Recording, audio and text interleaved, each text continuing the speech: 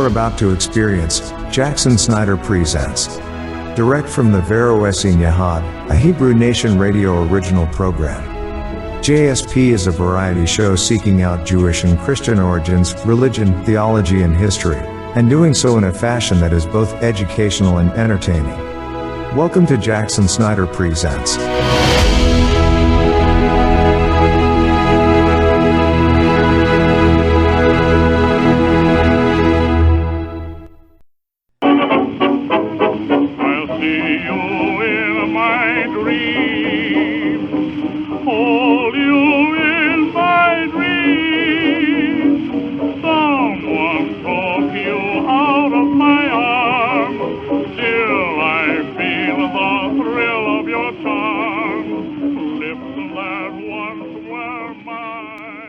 Greetings, y'all, from the free state of Florida. I think the concept of morphic resonance helps us to understand many of the more mysterious, even mystical experiences of our faith. A spiritual faith and an unseen kingdom. And I just found another essay about morphic resonance and dreaming that I would like to share with you, but I would suggest that you first learn a little about morphic fields and morphic resonance, either through the YouTube video Morphic Resonance by Rupert Sheldrake, or if you're on Jackson Snyder Presents, Morphic Resonance or Morphic Fields into the search engine on our Yahad site. We've done a couple presentations on this concept, and I think that it'll sound mighty strange to people who listen to this essay but don't know enough about morphic resonance to understand what it is saying. Perhaps, if you would, the same kind of enlightenment,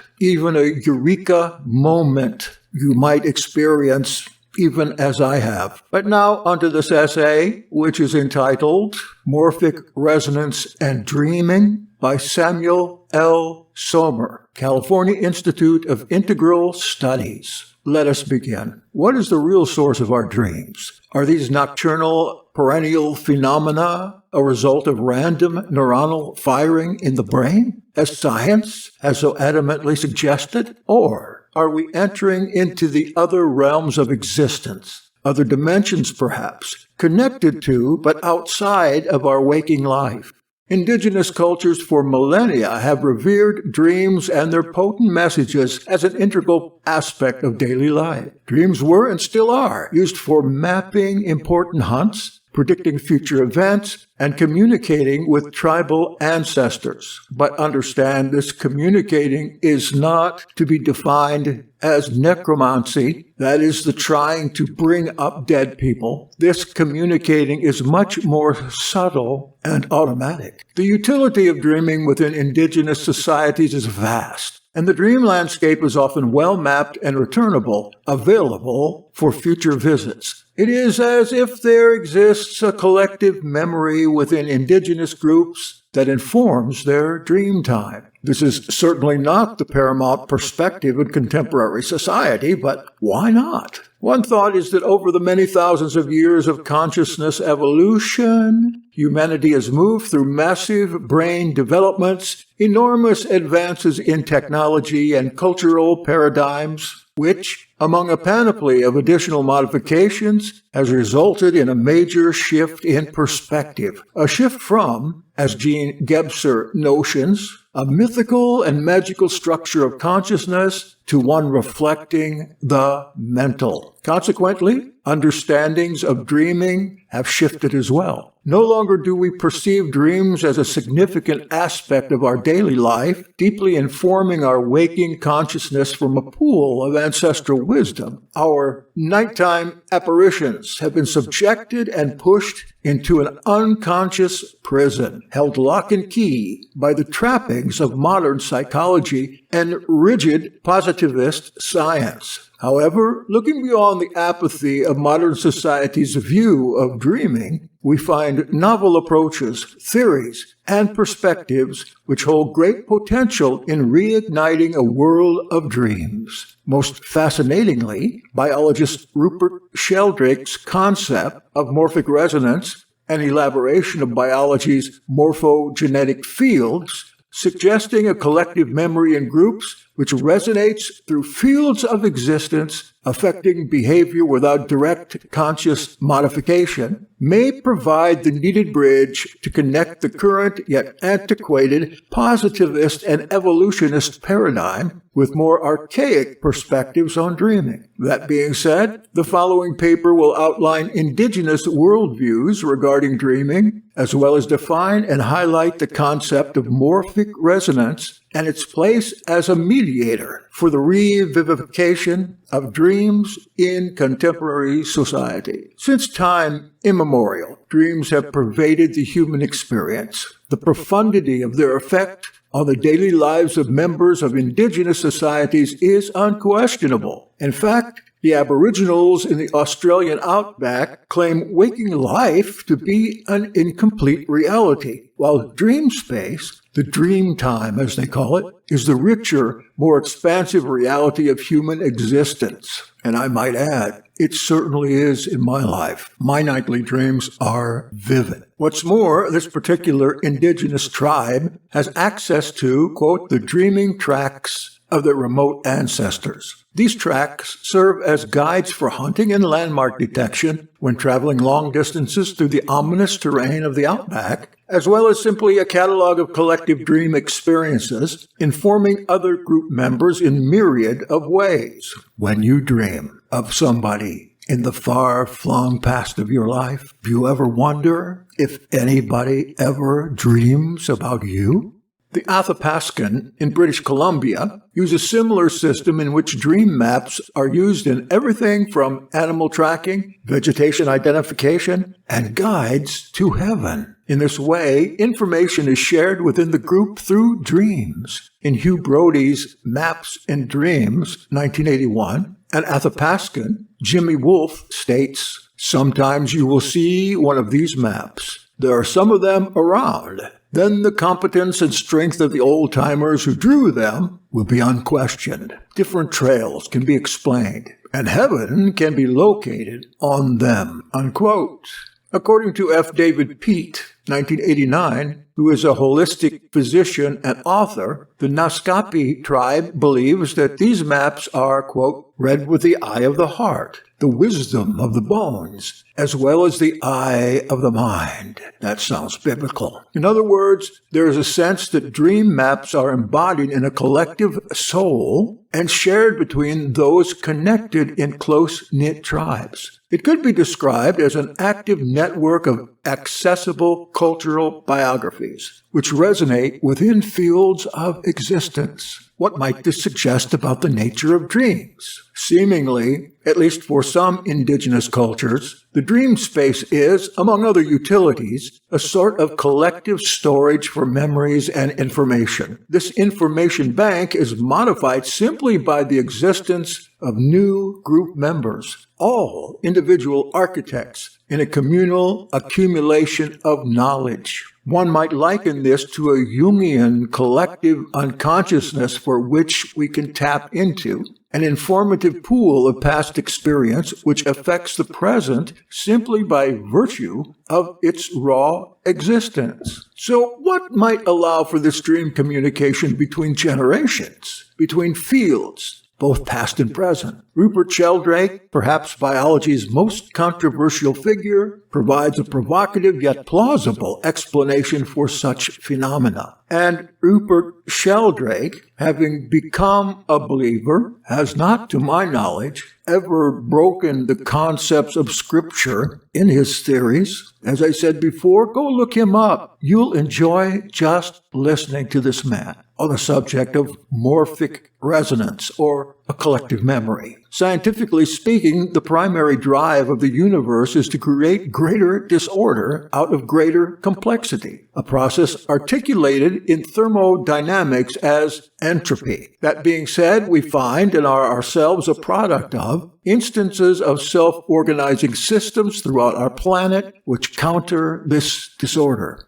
A self-organizing system is a system which propagates or develops order out of disorder. Examples would include chemical, physical, and biological systems on Earth. Might we add spiritual? According to Sheldrake, 1991, all of these self-organizing systems are themselves organized not only through what scientists call evolution, but by a process called morphic resonance. Sheldrake posits a resonance through fields of existence, past and present, that is, a transference of information and subsequent form modification across time.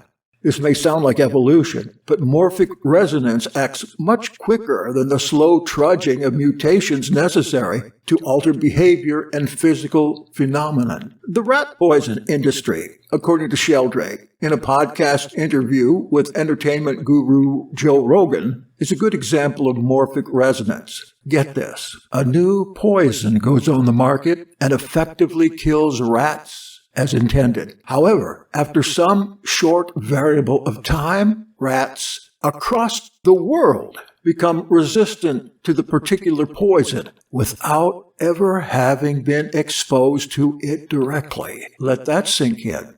How is it possible? Sheldrake suggests that a morphic field emerges along with the introduction of the new poison to rats. This field acts as a platform through which information can be passed between forms with the same composition and subsequently assimilated to behavior, in this case, in the rats. This, of course, is only one crude example of the power of morphic resonance. In other words, in some part of the world, rats are introduced to this new poison, and rats all over the world in a short time become resistant to it through the morphic fields of those rats who have ingested it and becoming immune to its effects. The implications of such a tool are vast and mysterious. And though beyond the scope of this paper, it's necessary to understand that the concept of morphic resonance is based on an ordering of seemingly meaningless information or phenomena into, at the very least, cooperative systemic functionality. Then is there a morphic field for dreams? In an interview at SLN with David J. Brown, writer, interviewer, and consciousness researcher, Rupert Sheldrake was presented with this very question. He responded this way, and I quote,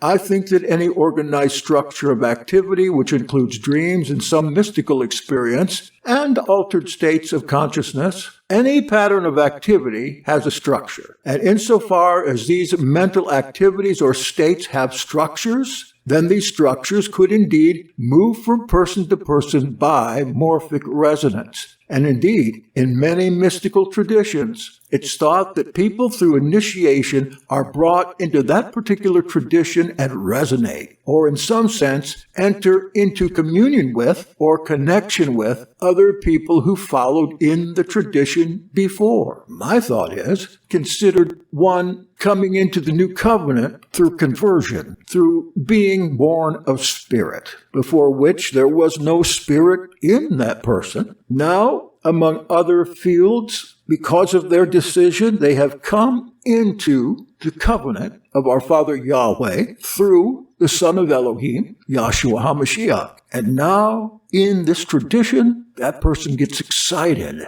about the knowledge that's coming down to him, and not only through reading the book, but through what theologians call special revelation. Let's go back to the essay. Fascinatingly then, following the last sentence of this quote, that is, which I'll read again, in many mystical traditions, it's thought that people through initiation are brought into that particular tradition and resonate, or in some sense, enter into communion with, or connection with, or let me add covenant with, other people who followed in the tradition before. Following this sentence, morphic resonance may account for the indigenous dream maps and shared banks of cultural information addressed earlier in the paper. Each initiated member is plugged into the morphic field that acts a communication grid as well as a means of communal influence for learning, behavioral change, and adaptation. You are now in the kingdom. This may apply not only to living members of a group, but to their ancestors as well, since their morphic fields still exist, interacting with yours in some space that Sheldrake has defined elsewhere. The maps created by the Athapascan elders remain accessible within the morphic field, transferable to other members through morphic resonance. It's important to note that these maps are, and were, not drawn out and seen only by the eyes, but read through the body, through dreams. This particular significance lies in the understanding of resonance. Resonance here does not imply an explicit transmission of information from one member of a group to another. Rather, the information resonates. It's embodied within and reverberated through the group, felt in the bones, and experienced in the metaphorical landscape of dreams, might I add visions, flights, and so-called supernatural experiences, such as we have. Therefore, the resulting confluence of information is generally subtle and requires either conscious attention, passive surrender to experience, or both. Qualities often present within those of indigenous societies. More on this later. We also find that such phenomena is premonitory, that is, seeing the future. And shared dreaming may, too, be possible through morphic resonance within groups. In my personal dream time, says this author, I have quite radically experienced the former in a dream regarding my dad's mother, my grandmother. In this dream, I'm standing in an all-white, cylindrically shaped room. I'm in the center of the room, and my family members are lining its circumference, seated. There is no color,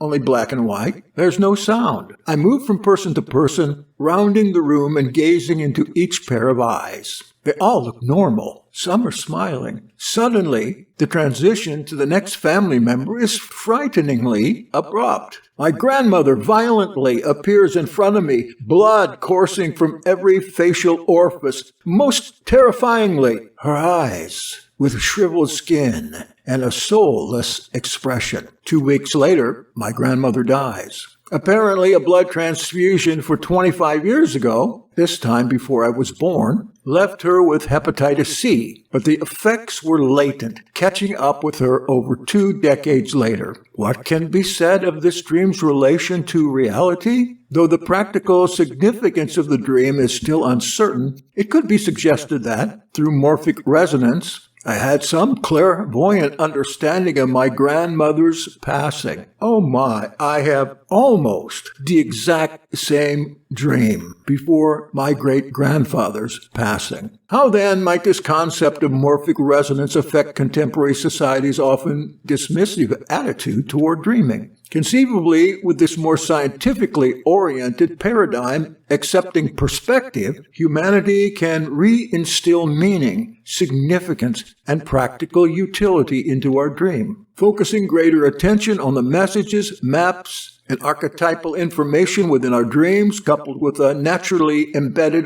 organizational tool, that is morphic resonance. The dream time of modern society has a chance of revivification. But a revivification of what?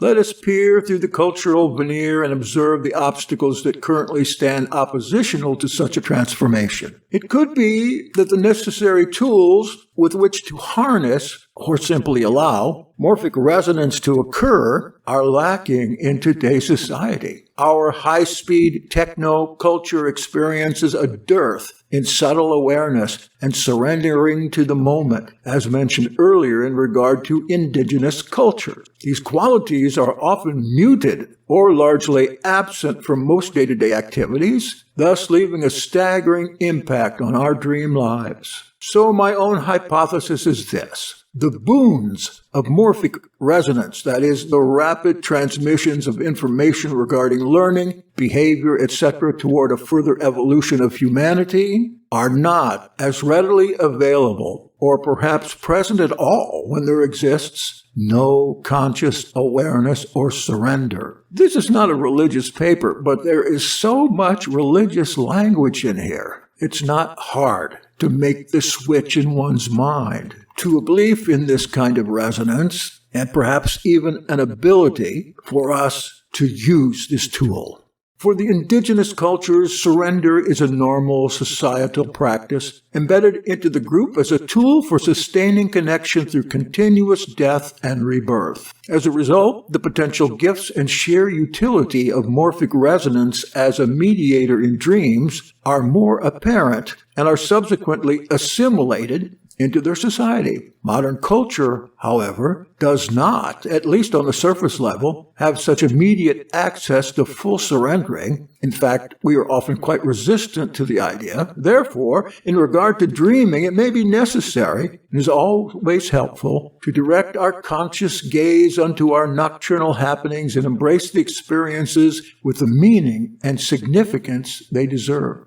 Our conscious effort may be the necessary oil to grease the wheel, so to speak.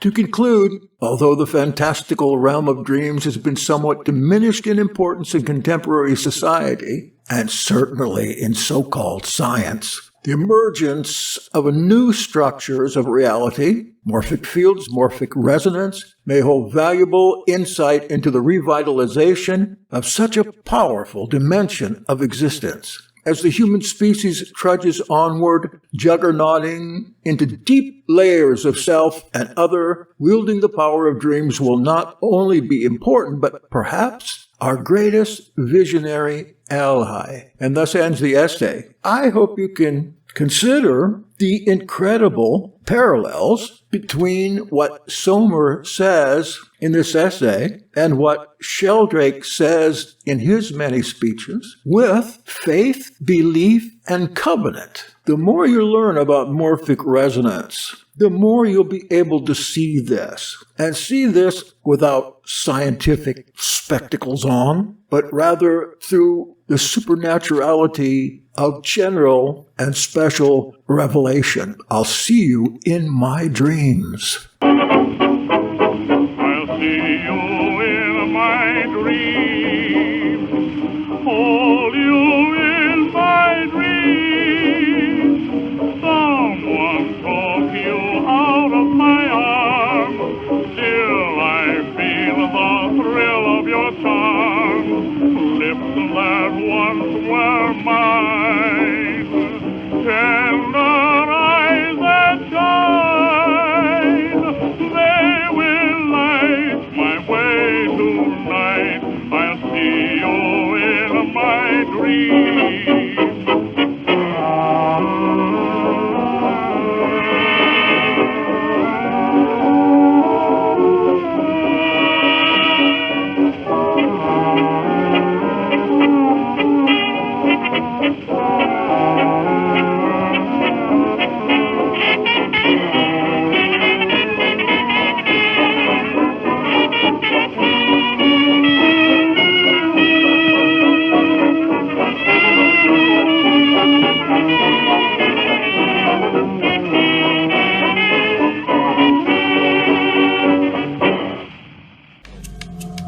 You have been listening to Jackson Snyder Presents on Hebrew Nation Radio.